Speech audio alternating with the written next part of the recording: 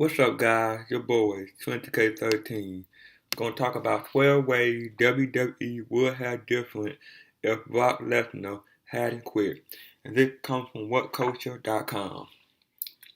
One of the biggest WWE stories of this century is Brock Lesnar abruptly quitting in March 2004.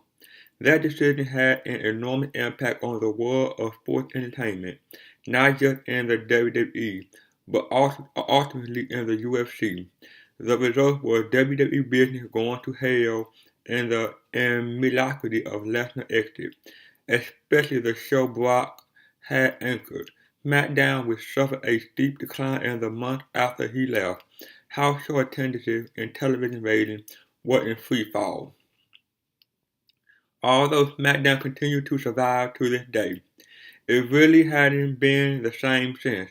It had once been the best part of WWE. Nowadays it is just an afterthought that is used to promote Raw. Although WWE suffered for a few years after Lesnar's departure, they did eventually create new stars and find new success. Things worked out for Brock too. He found a new home in the UFC, where he ended up becoming heavyweight champion and the biggest pay-per-view draw in their history. That ultimately made him a much bigger star, which allowed him to make a triumphant return to WWE in 2012. This past year, he been the biggest star in the company, for which he continued to be paid $5 million for a limited date. But let's stop to consider how different it all could have been. What if Lesnar hadn't left in 2004? What if Vince McMahon had been able to hang on to his prized asset? Number 12. Lesnar destroyed Bill Goldberg at WrestleMania 20. The first thing to consider is that Lesnar quit right in the middle of a feud with Bill Goldberg. As a result of that sudden notice, McMahon booked Lesnar to do the job to Goldberg in a dire 13-minute match at WrestleMania 20. But what if Lesnar had been staying? He would have been the winner. Goldberg was also leaving, but he had the decency to give a proper notice, so he ended up being the one booked to go over that night. But if things had gone to plan, if Lesnar hadn't decided to quit, it would have been the youngster night to celebrate. It would have been a major victory for Brock, no doubt about it. Goldberg is a major scalp, and it would have been one of the biggest results on the entire Mania 20 card. It would have been a quick affair. 5 minutes of Lesnar just smashing Goldberg, then an F5 and pin. It would solidify Brock's star credentials with the narrative that he beat Bill Goldberg out of the WWE. Number 11. Win title back from Eddie Guerrero and maintain SmackDown popularity. There's only one place to go after beating a major name like Bill Goldberg, and that's back to the WWE title scene. The next SmackDown pay-per-view after Mania 20 was May Judgment Day. Due to Lesnar quitting, the WWE was stuck with a lack of heel opponent for champion Eddie Guerrero, so Bradshaw was made a heel and became the challenger. That never would happen if Lesnar had stayed.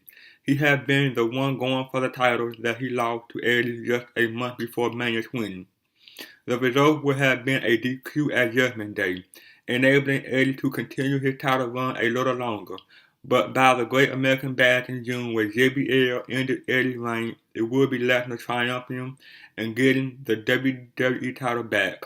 Eddie and an array of other babyfaces would have challenged heel champion Lesnar throughout the rest of 2004, which would have helped to maintain SmackDown popularity and television viewership. Instead, with Lesnar gone from the company, JBL reigned for almost a year, causing SmackDown popularity to shrink. Number 10. Lesnar vs. Cena at WrestleMania 21. The inside story is that Lesnar vs. Cena at WrestleMania 21 was WWE plan going all the way back to the end of 2003, when Cena first started to show babyface potential. After a long heel reign through 2004, Lesnar would be doing the job that JBL did at Mania 21, putting babyface Cena over as a hot new star. The fact is, whether Lesnar stayed or didn't, WWE always intended to make Cena their big star. He was more of an all-around sports entertainer than Brock and had impressed Stephanie McMahon. Lesnar would have pushed Cena over in 2005, most likely taking a short break afterward. Number 9. The Beast versus the Animal. Over on Raw, Batista became the world champion at the same time as Cena won the WWE title. Lesnar leaving or staying with SmackDown wouldn't have impacted Batista's rise, but what might have been different is the WWE 2005 draft.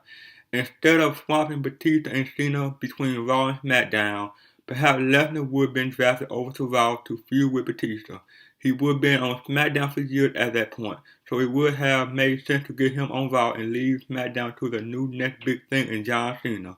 Once Lesnar was on Raw, WWE would almost certainly done a big summer feud of the Beast vs. the Animal. Both Lesnar and Batista looked like monsters, so it would be the kind of visual spectacle that would draw. And all-out one Bob would be won by Lesnar at SummerSlam, re-establishing him as the company's top heel. Number 8. Best matches of his career with Shawn Michaels. Following the Batista feud, Lesnar would match up with Shawn Michaels. It would be a classic story of young aggression versus the experienced veteran. It also worked with a David and Goliath aspect, as Michael would look so small next to Lesnar's massive frame. Those type of matches can be fantastic. The big guy versus small guy dynamic allows for some great spots, and Michael loves that kind of chemistry. Look no further than his feud with Undertaker for evidence of that. It would quite possibly be the best match of Lesnar's career. Michael was such a great worker, and Lesnar is a fine athlete. They could create something as good as what Michael did with Kurt Angle. You can't just imagine Lesnar suplexing him, or HBK jumping out of an F5 and nailing sweet chin music. The victor would of course be Lesnar. Number 7. Turn babyface against Triple H in WrestleMania 22 feud. For the first time in years, Lesnar would have been turned babyface at the start of 2006. The purpose of that would be to accommodate him in a major single feud with Triple H. This would be built around WrestleMania 22, where Triple H in reality faced John Cena. The match between Hunter and Lesnar would be a more memorable main event. Both would be in their prime and battling for contention of who the best wrestler in WWE was. It is a matching of two heavyweight names. The title would also inevitably be involved, as Lesnar would still be one of the top stars, and Triple H was still revolving around the title scene constantly in that period. The setup could have been Triple H stealing the title in December 2005. Perhaps in some sort of fatal four-way scenario, Lesnar would win the Royal Rumble 2006 and then chase his revenge, ultimately defeating the game in the show closer of Mania 22. Number 6. Feud with Orton. The summer of 2006 would be the time to put Brock Lesnar against Randy Orton.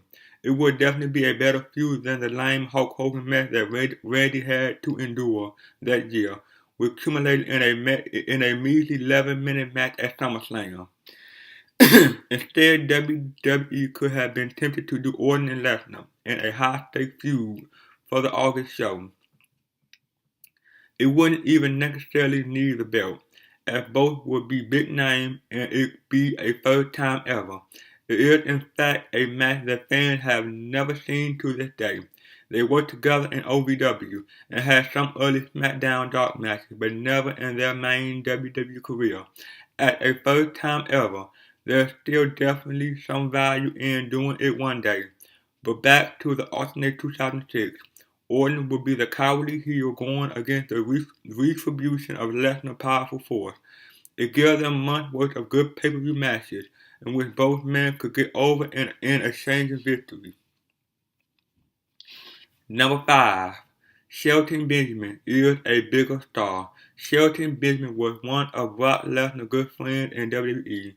Their camaraderie actually goes all the way back to their days together at the University of Minnesota, where they regularly trained together and developed interest in professional wrestling. Lesnar actually requested that WWE sign Benjamin. That's how much he thought of his friend. If he had stayed around WWE past 2004, chances are he have also had his friend back in other instances. Brock would have been a top guy and would have had significant stroke with Vince. It's a safe bet that he has protected his buddy and lobbied for him to have a better spot. In a WWE universe where Lesnar stayed, Benjamin may well have ended up a solid upper mid-card guy. Number 4. The streak would have ended a lot earlier. If Lesnar had stayed with WWE, chances are the streak would have ended a lot earlier. It could have been as early as WrestleMania 23 in 2007, which would have served as the right time for Lesnar to work Taker on the grandest stage of them all. We know that Taker wanted to lose the streak to someone legitimate and wanted to give the streak to Lesnar in both 2011 and 2014. The idea was that Taker would look weak in losing to a genuine tough guy. Chances are he have felt that way in 2007 too. It would have been likely he'd be matched with Lesnar before 2014, and also likely that he have done the job. It would have robbed us of moments like the classic Shawn Michaels had against the Streak in 2009 and 2010. Number 3. UFC wouldn't be as strong as it is. Before Brock Lesnar turned up, the UFC was already a solid 2 years into a MMA boom, but Brock undoubtedly helped to make the brand even bigger, going on to become their top box office draw with UFC 100, 1,600,000 buys, and UFC 116, 1,150,000 buys, in addition to drawing over 1,000,000 buys for 2 other cards he headlined. He was the baddest man on the planet, and it was like UFC had found their Mike Tyson of the MMA world. But unfortunately, bad health and a limited skill set meant it wasn't a long career in UFC. They yet to find another star who can match his pay-per-view number. If he had stayed with WWE, those record-breaking UFC shows would never have happened. The company would have still just broke the million barrel with a few other shows, but nothing like to the extent and regularly of Lesnar's accomplishment. He helped to make the brand significantly bigger. If he had never left WWE, UFC wouldn't be quite as strong as they are today. Number 2. Putting the next generation over. Following the win over the Streak, Lesnar would ride a wave of momentum. However, it is worth remembering that 2008-2010 saw him debilitated by diverticulitis in the UFC that would have also blinded him in the WWE, limiting his career in the period after 2008. By the end of that decade, he'd be getting jobs out to help the next generation of talent. That was actually the plan for Lesnar after beating The Undertaker's streak in 2014. He was meant to use that to put over the next generation, Roman Reigns, at WrestleMania 31. Given that he had won the streak as early as 2007, if he stayed with WWE, it is conceivable that he had been putting over guys in 2008, 2009, and 2010. The likes of Jeff Hardy or CM Punk may have been given wins over Brock as WWE looked to develop fresh stars in that period. And number 1, fan apathy, loss of value, semi-retirement. By 2010, Lesnar would have been suffering from the same problem that blighted Batista in that period, fan apathy. It would have dented his value somewhat, and like Batista, he may have considered semi-retirement.